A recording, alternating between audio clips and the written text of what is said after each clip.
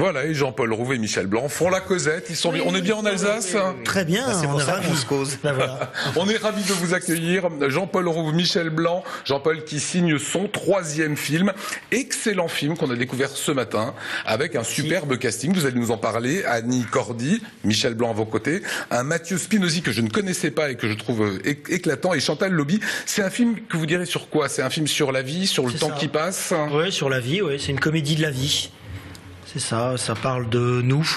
Ça parle de nos parents, ça parle des gens qu'on aime. De nos parents, des grands-parents, des enfants, des relations, de la vie, chacun peut s'y retrouver. Avec un rôle compliqué de personnes un petit peu perdues, Michel Blanc, dans le rôle d'un papa. C'est quand même une famille en crise, hein, c'est ça ce qu'il faut dire. Ça parle de la vie, ça parle de nous, mais ça parle de nous dans un moment de crise. Donc c'est pas un truc un peu étal et gentil et calme, c'est un moment où tout pète de partout, où mon personnage, puisque vous parlez de mon personnage, vient de prendre une retraite plus ou moins anticipée. Il n'a pas mesuré l'ampleur des dégâts que ça allait produire sur lui, donc il tombe dans une espèce de dépression. Il a une vieille maman. Il a une maman que ses frères poussent à mettre dans une maison de retraite alors qu'elle n'a pas du tout envie d'y aller et qu'elle est en pleine forme. Heureusement, il a un fils qui est plus adulte que lui et qui ne prend pas au pied de la lettre ses crises de déprime. Et voilà, et il a une femme qui en a marre d'avoir une espèce de légume à la maison.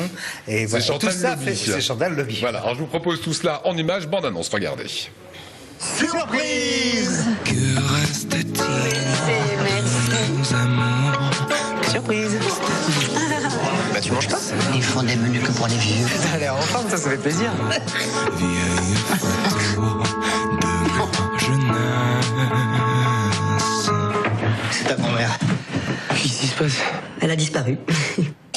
Comment c'est possible qu'elle soit partie comme ça? Vous les surveillez pas? Mais c'est pas une prison ici, monsieur. Non mais attendez, hein, pas ce... Alors c'est déjà arrivé quelques fois, mais enfin bon, c'est rare. Hein. C'est pas la première fois, hein, c'est une vraie passoire là-bas. On peut pas lancer un avis de recherche? À la télé, ils passent leur temps avec leur alerte enlèvement, on peut pas faire pareil?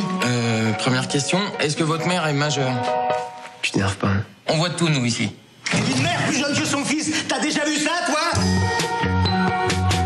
Putain, j'ai reçu une carte postale de ma grand-mère. Voilà, faut que tu y ailles, il faut que tu mènes l'enquête. Excusez-moi. Vous voulez vous suicider? Non. Parce qu'on a quand même le meilleur spot pour ça ici. Hein. Alors écoutez, moi je veux pas m'immiscer dans votre vie privée, mais moi en tant que professionnelle, je suis obligée de vous prévenir. Donc on longe la falaise comme ça, tac, on arrive ici, on saute, hein, on est venu pour ça.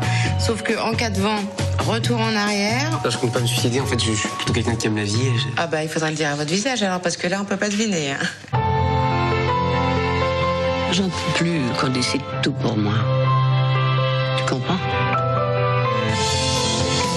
Elle a du caractère, ta mère. C'est bien le genre à partir comme ça.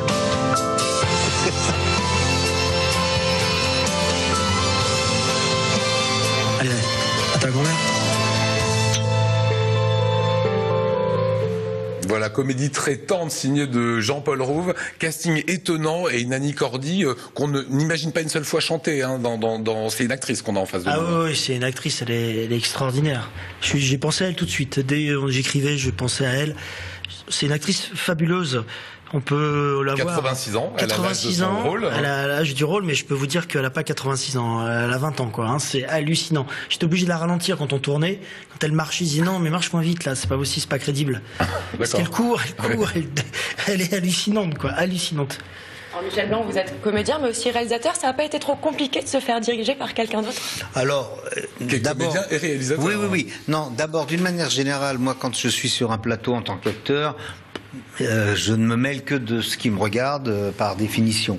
En plus, quand le metteur en scène c'est pas pour il est là, c'est gênant, mais quand le metteur en scène est formidable, fait magnifiquement son travail, que ça se passe divinement bien, que on est très content, on oublie qu'on a mis en scène, on est presque jaloux. Même.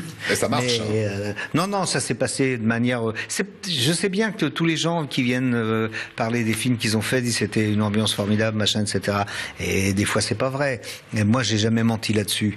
Mais là, je peux vous dire que c'est exceptionnel d'entendre la manière dont on a pu s'entendre sur le plateau est assez exceptionnel. Alors dans l'histoire, vous avez un rôle dedans, hein, un petit rôle d'un gars vraiment sympa, directeur d'hôtel, qui va engager un petit jeune, votre fils Michel Blanc dans le film. Il va l'engager pour une raison simple, c'est que ce gars qui est sympa a un enfant qui lui est à Melbourne et il le voit pas beaucoup. Exactement. On est encore dans la relation père-fils. Oui, c'est intéressant. Et oui, un peu, il voit pas son fils, alors c'est comme s'il avait un peu son fils qui était là. J'aime bien parler de ça, des relations, des gens qui sont loin, de profiter des gens, enfin tout ça, je trouve ça intéressant, que le temps passe vite, il faut savoir en profiter et on se le dit souvent, mais on le fait pas souvent. C'est une phrase qu'on dit souvent, il faut profiter des gens, et on le fait pas.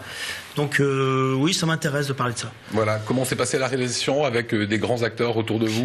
Non, je suis pas très grand, 1m63, 4. C'est très simple, c'est très facile, vous savez, de travailler. Vous leur laissez des libertés ou vous êtes... Non, mais comment vous dire, il y a toutes les libertés qu'on veut. C'est pas en termes de liberté. Non, c'est pas comme ça que ça se en passe. fait, quand on est en face d'un metteur, excuse-moi de te couper, mais d'un metteur en scène qui sait ce qu'il veut, on le fait comme si c'était, comme si ça venait de soi.